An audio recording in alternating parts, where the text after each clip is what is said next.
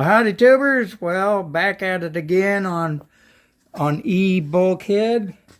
I wanted to show you first off, of course, the way I cut that out, I first just drilled a 2-inch hole saw in there and then took the snips and got it cut out as best I could. And I'm pretty sure I've showed you these before, but they'll definitely come in handy. And they're just a hand what they call hand nipping tool. Let's see if we can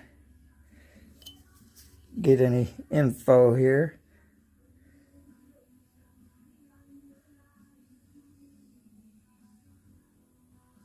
There you go. And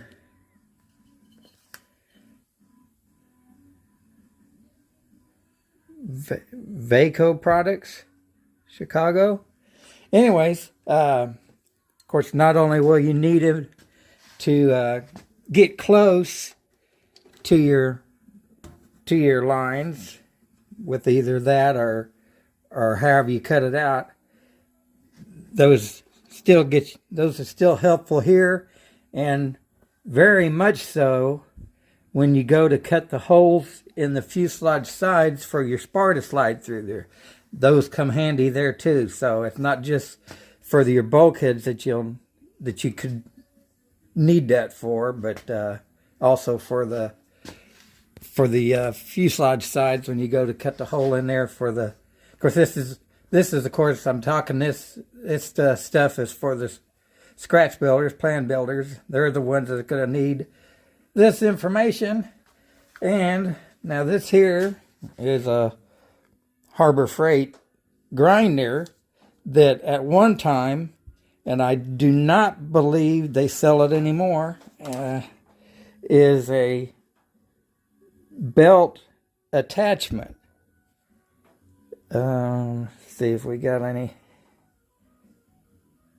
I know I still got the box that it come in because I still have the belts, because I think this is still the original. No, maybe I have changed belts once.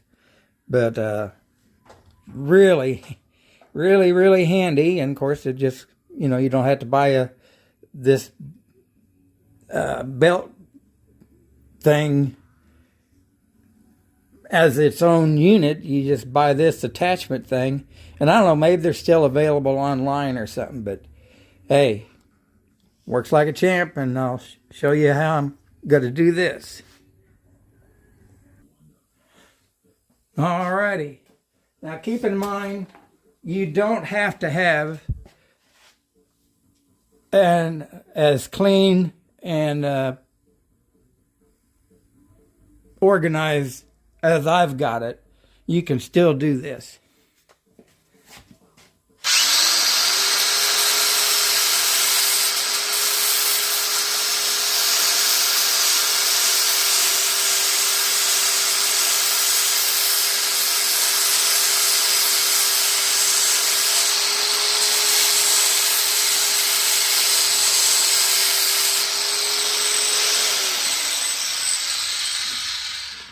Put some glasses on.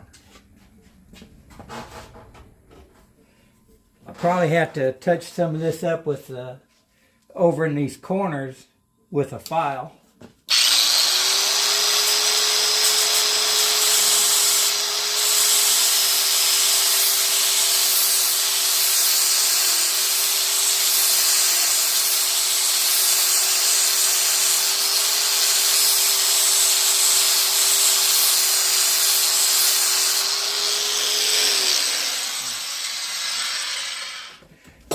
And I forgot to say how I had this clamped in here. Of course, I got a piece of wood on each side of here because I didn't want the jaws of the vise to mar up the metal.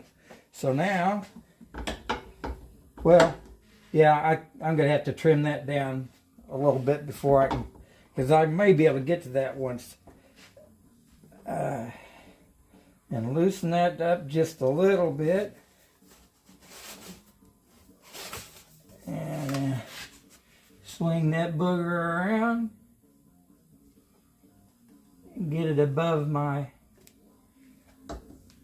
wood line. And there we go.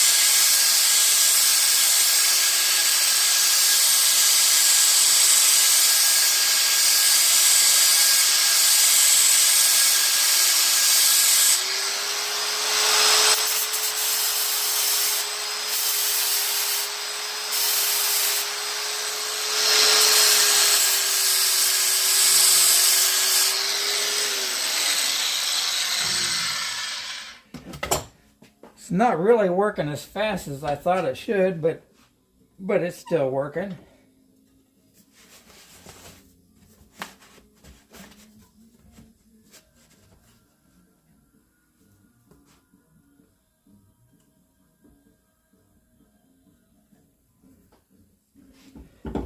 Right there is where the 2-inch hole saw was.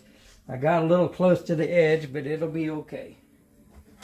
And I imagine that's probably enough of this. Probably as much fun as watching grass grow. So anyway, hope everybody's doing good and staying out of the snow. We were supposed to get some light snow today, but haven't seen it yet. But let me pause here. Well, I think what I'll do is, of course, after I get this all cleaned up, straightened up, and deburred and all that stuff in here, which I haven't quite. I guess I'll probably just have to use sandpaper in there. And of course, if you remember, I didn't go right up to the hole. I went in from the edge of the hole so I could sand down to the hole.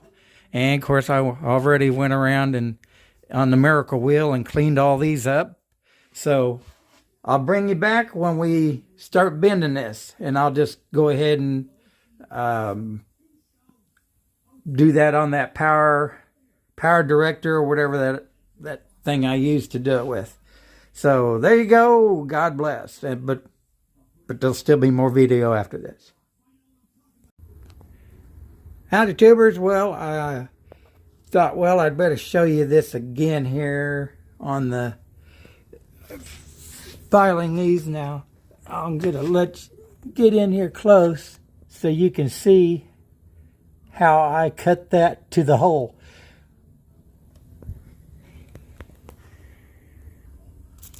Also, I wanted to say, you know, if somebody doesn't take the care to clean all this up and get all the potential places for a crack to form, and even maybe when you bend them, you could crack them. Well, keep this in mind. Yeah, it takes some time to do all this, but think about if you didn't do this or didn't do it as well, and you got a crack, think how much time it's going to take to make you another one. So keep that in mind when you're doing it. And then, of course, here's a little fine, thin, I guess it's about maybe 3/32 thick, real fine file, and it's smooth on the edge. So when I hit the round hole, I won't do anything because it's smooth. So here we go.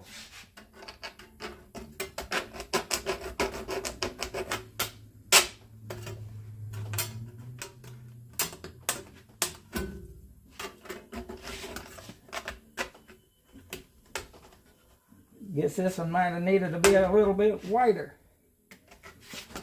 We'll get there.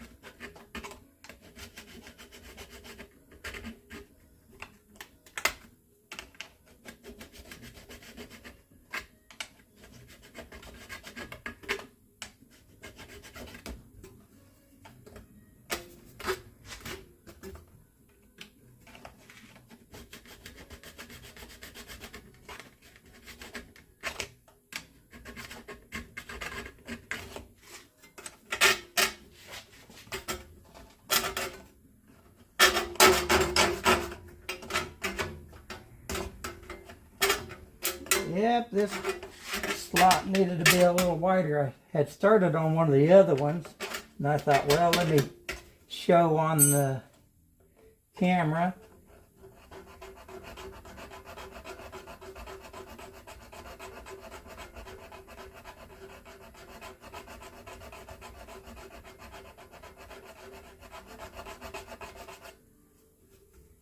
Now, this is just I got one of them real fine file sets. It's got all kinds of shapes.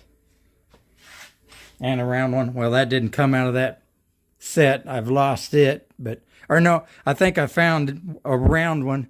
But I found some at some other store. I think that was at Scotty's Barn there up in Excelsior Springs. Neat place.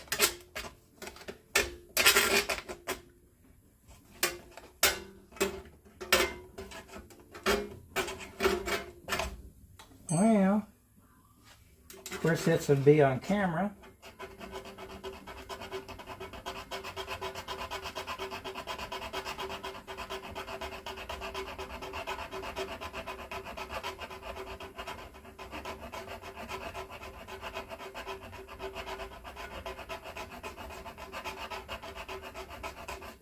Well, maybe I've made some clearance. Some clearance. Now,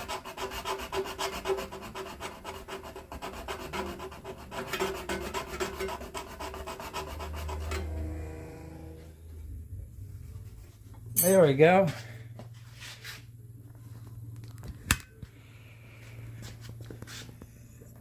There, see how it's,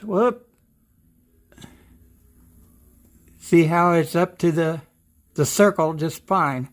And of course now I can turn it around and do the other one. So anyways, that was a little bit of a chore, but that's what you got to do if you're scratch building.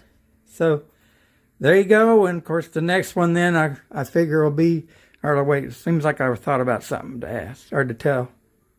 No, that was it. I wanted to tell you about the cleaning them up real good before you bend it, because if you bend it and you crack it, well, then you got to start all over. So you might as well take your time to get everything smooth as you can, so when you bend, you don't crack it.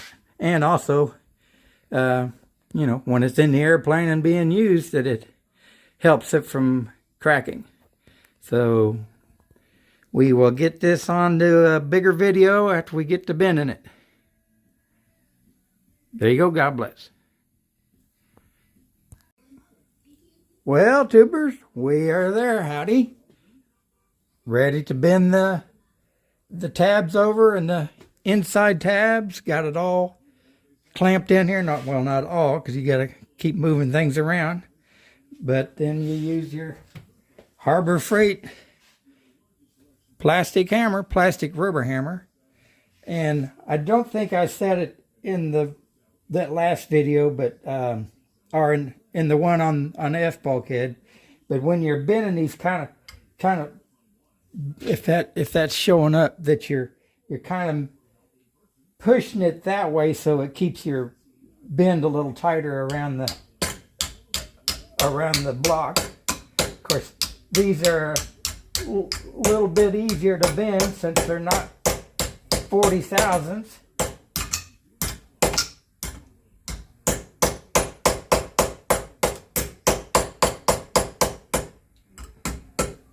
Of course, we'll go back in there and probably flute the center of that to make it lay over. But remember, these don't have to go 90 degrees because the fuselage with the taper in there, like on the F bulkhead where we showed you had to go more than 90 because it's in there backwards compared to the way all the rest of them are.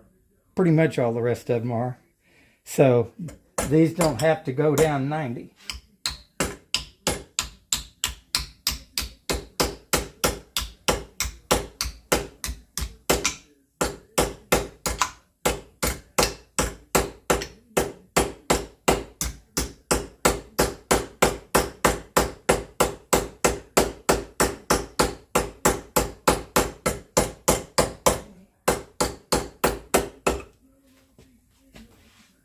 By the way, I have got a few comments on doing this. Not many, but there are some that's that are liking them.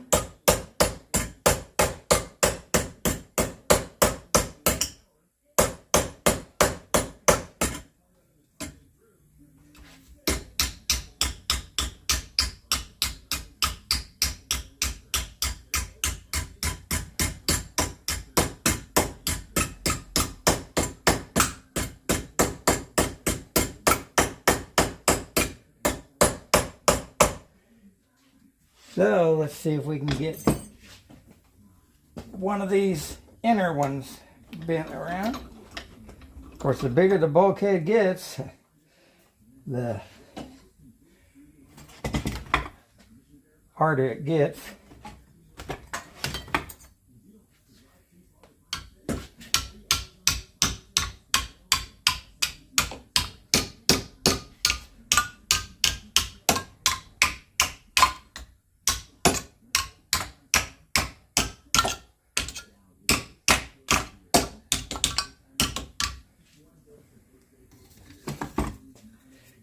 I'll need a stick on here.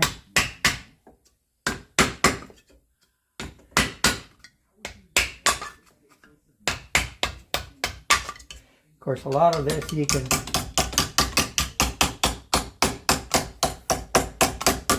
finesse after you get it out of here.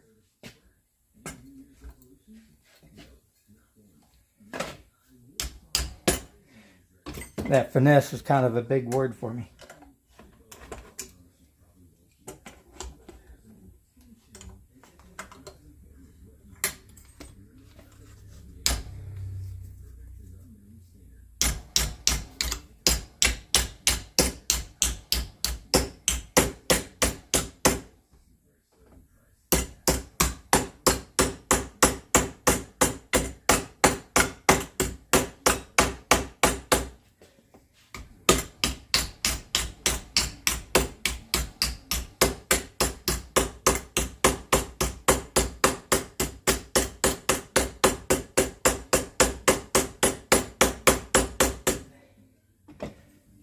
Well, I don't think I've said this yet, but of course you get the idea there.